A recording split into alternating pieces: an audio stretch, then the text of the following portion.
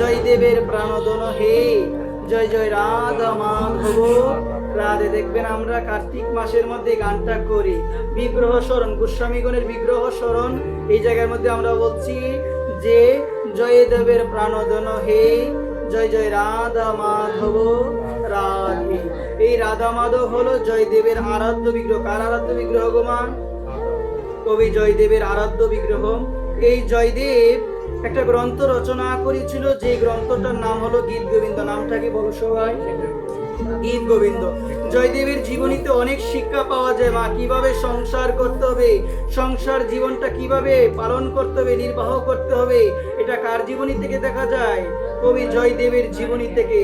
জয়দেব প্রতিজ্ঞা করেছিল আমি বিবাহ করব না। কে প্রতিজ্ঞা করেছিল?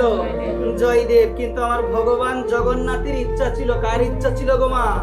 আমার ভগবান জগন্নাথের ইচ্ছা ছিল আমার ভক্ত জয়দেব সে বিবাহ করবে, সে সংসারের মানুষকে শিক্ষা দিবে কিভাবে সংসার জীবন নির্বাহ করতে হয়। এই শিক্ষা কে দিবে? জয়দেব দিবে। তার ইচ্ছা ছিল সে বিবাহ করবে না, কিন্তু ইচ্ছা ছিল আমার ভগবানের জয়দেব তাকে বিবাহ করতে হবে। একবার প্রেম এই জয়দেব যে গ্রন্থটা রচনা করেছিল সেই গ্রন্থের নাম হলো গীত গোবিন্দ। নামটা কি? আমার শ্রীকৃষ্ণ চৈতন্য মহাপ্রভুর আবির্ভাবের অনেক আগে জয়দেব এই পৃথিবীর বুকে আবির্ভূত হয়েছিল, এবং আমার মহাপ্রভু সাক্ষাৎ স্বপ্নে দর্শন দিয়েছিল। কাকে? ওই জয়দেবকে দর্শন দিয়ে বলেছিল তুমি কোথায় যাও?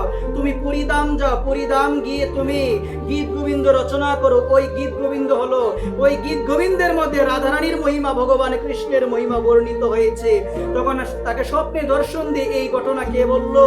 আমার সাক্ষাৎ মহাপ্রভু বললো। মহাপ্রভু বলে দিল তুমি ওই পুরীধাম গিয়ে কি রচনা করো? গীত গোবিন্দ রচনা করো। আমি যখন এই পৃথিবীর বুকে অবতীর্ণ হব, আমি আমার জীবনের অন্তিম সময়ে, আমি আমার জীবনের অন্তিম লগ্নে পুরীধামে যাব। পুরীধামে গিয়ে আমি তোমার এই গ্রন্থটা আমি নিজে পড়বো, আস্বাদন করব। সেই গ্রন্থ রচনা